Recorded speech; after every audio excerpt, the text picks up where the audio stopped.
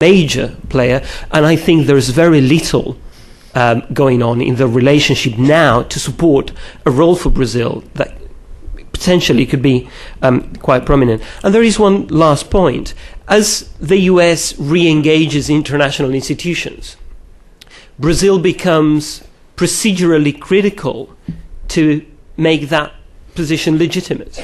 If you want to reform international institutions, in particular make movements forward in the WTO and the UN, then surely Brazil is an important player. And again, I don't think, or at least I don't see, signals that there is enormous progress so far.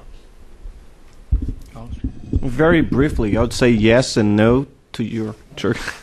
It all also depends on not only what you think about strategic alliance or partnership, but also what content does this strategic partnership has. And I think there are other important nuances that have to be thought about. I mean, if we just get the basic concepts of democracy, market, security, I would say that there are signs of a partnership that can progress, and others that can't progress, can't. Take democracy, for example. Today, in the Brazilian government, or in the around the president, there are aides that say that Venezuela is a democracy. But I would say that Brazil wouldn't be an obstacle and would be willing to play an important role in democratizing Cuba, for example, because of all the economic problems that are clear to Brazilian political elites that will not make Cuba a sustainable regime for long. Take markets, and if we are talking about growing trade between countries in the region, yes, there is the possibility of partnership. If we are talking about investment, also, but if we are talking about recreating FTAA, there's no chance that this is going to be a place to progress. And take security. If the issue is Colombia or Bolivia, no cooperation is possible. But there is a lot of cooperation going on in lower levels. For example, in the military commands, there are strong partnerships, and they will tend to progress well. So I would say yes and no, and it always comes to the definition of the concepts. What we are really talking about. What is democracy? What markets are supposed to mean, and what are the security issues, and how, what's the scope of the partnership that is pretended, that is intent. One thing I'd quite like to say, it's been on my mind throughout the day, and that is that we tend to forget that in Brazil there is a very hot debate about Brazil's place in the world and Brazil's foreign relations. I don't mean to say the majority of Brazilians, the average Brazilian, is worried about these things, but I mean amongst the political elite, in political parties, amongst intellectuals, divided ideologically, amongst the academic community. For the first time that I can recall, Brazil's place in the world, because it is now more important, is hotly debated. It is extremely controversial.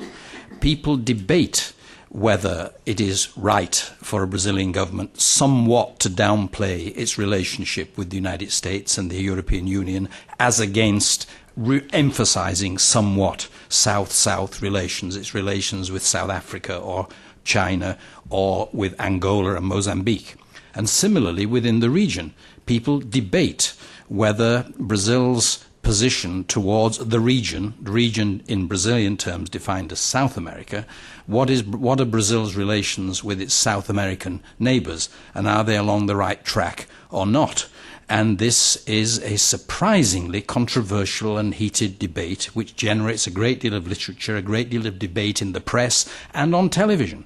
Now, I take it that in the United States, partly because so few people care about Brazil anyway, the differences are not so great, and the expectation is that the good work that's been done under the Bush administration in creating this greater level of engagement and a great deal of progress made in bilateral relations, and the hope is, as Tom Shannon said, that the new administration will pick this up and will continue with this. And I haven't heard much of a sense that in any way US relations with Brazil are controversial. But let me assure you, and I hope the Brazilians agree, in Brazil, these issues are extremely controversial and could be significantly affected by the result of the 2010 election. If President Lula and the PT are successful in winning the election for their candidate, as against an opposition, which is more than likely to be the PSDB, were to win the presidential elections, you could see quite significant changes in Brazil's position in the world and Brazil's position in the region, whereas we're not expecting any dramatic changes in US position towards Brazil as a result of the election of Barack Obama. Do we have... When are we finishing? I think we're done. Finishing. Let me... The director is here, standing here, about to make a closing statement, but let me first of all thank all 5 members of the panel for an extremely interesting discussion. I just would like to say 3 things. First, Ulisses Guimarães. For those of you who do not know, he was one of the good people that led us back to democracy. He was a congressman from our state of São Paulo, and he was quite a character. One of my small political victories in life was in 1978. I was a monitor of the election for the MDB, or already PMDB, and his Dr. Ulisses, and obviously people would write his name in all kinds of ways. And I had one ballot in front of me that was contested because it was totally misspelled. And I fought and I convinced the person that this is the president of our party and this vote is valid. And she validated that. So we got it. And Dr. Ulisses... It's much easier now because under the new spelling changes in Portuguese, you can use an ypsilon more frequently. Yes. C's with or without a Y is very complicated.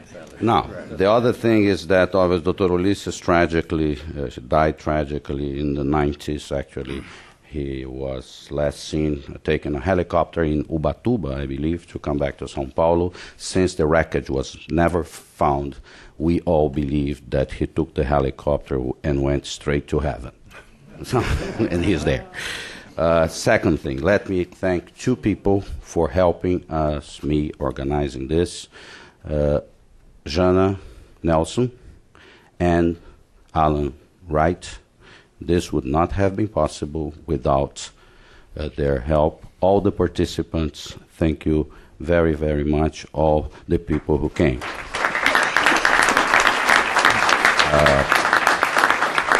This is the last event of this year. We will continue next year. Now, time to celebrate. We'll have here on the 4th floor, you can take the stairway 2 floors down. We'll have reception. Now, there is a problem because we have more than 1 reception going. If you think that we only do difficult things here and talk about complicated stuff, Friday after 4 we party. So, but we call it the social hour. It's not the happy hour, it's the social hour as an academic institution should. And so please we would love to have you all with us. The stairway 2 flights down, and the Ambassador Sobel should be arriving to make a few remarks to opening the visual impressions, which is a photo exhibit that has been all over Brazil and is now here, marks the 50th anniversary of the Fulbright Commission that helped to produce such brilliant friends like my professor, Riordan Roet. Thank you all.